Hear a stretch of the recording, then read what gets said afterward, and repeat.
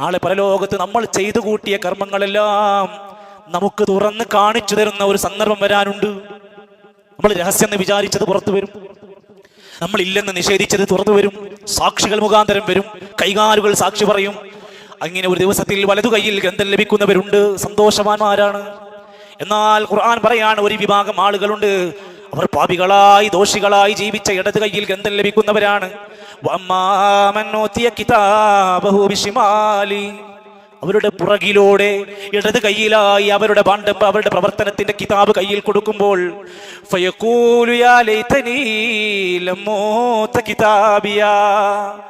ഈ ഒരു കിതാബ് എനിക്ക് കിട്ടാതിരുന്നാൽ മതിയായിരുന്നു എന്നവൻ വിലപിച്ചിരിക്കും.